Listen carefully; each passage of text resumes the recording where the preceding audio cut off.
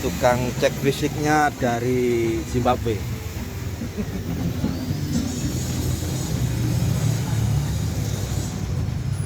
Nomor mesinnya